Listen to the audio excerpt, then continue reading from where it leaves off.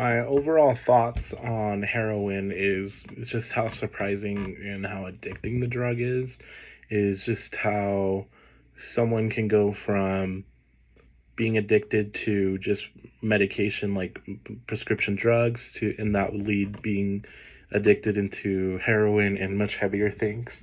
It's funny how the video states that someone can just start off with like prescription drugs and it's just kind of a gateway to being addicted to heroin. For me, that's like the most surprising in a bad way thing that can be mentioned there, because it's something so small can lead to something so big. And it's surprising that the law enforcement in the video would hide that from the public. I don't know why they would want to hide that when I feel like it would be something you would want to make people aware of.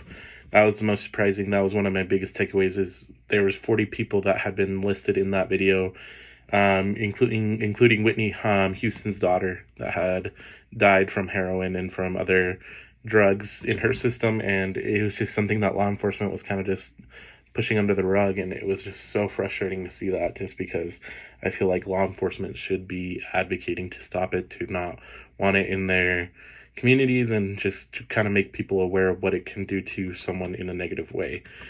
I didn't find a lot of information in regards to heroin use in Arkansas.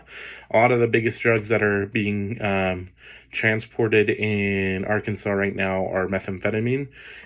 So that's the one that I'm going to do for the assignment this week, which I'll touch on in my assignment for Sunday. But methamphetamine is the biggest drug that is being transported there because of the cartels. But heroin is very used in Arkansas, but there wasn't a lot of information that I could dig up. A lot of what the video touched on is a lot what Arkansas deals with. There's a lot of gateway drugs that lead into heroin. It's a cheap drug. It's something that the video said is, once people overdose from using heroin,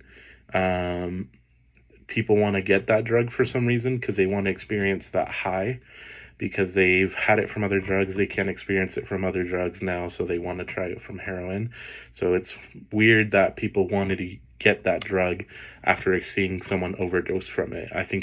For me, that would make me not want to use that drug at all, ever. Not that I ever want to use drugs, but it just makes me even less ever tempted to even use it. So one of my biggest takeaways from the video was just how taboo the drug industry is, like how no one really wants to talk about it. And even how the mom, even at the end of the video, says, now I understand what the daughter was going through, and how her son was going through it as well, and how surprising it was to them, and how everything was just affecting them in a negative way, but they were able to overcome it. And something that the mom even said is, make sure that you tell your children that you understand and that you want to be there for them, not kind of isolate them or make them feel ostracized from their community for using the drug.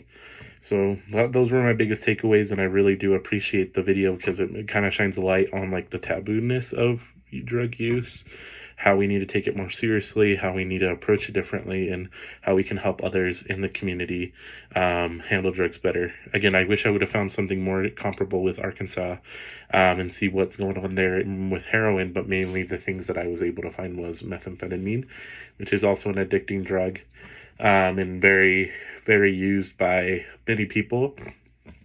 And that can lead to a lot of overdoses as well. So yeah, those are my overall thoughts, is just how frustrating it is to see such a heavy topic be pushed under the rug by law enforcement, and we need to take it more seriously.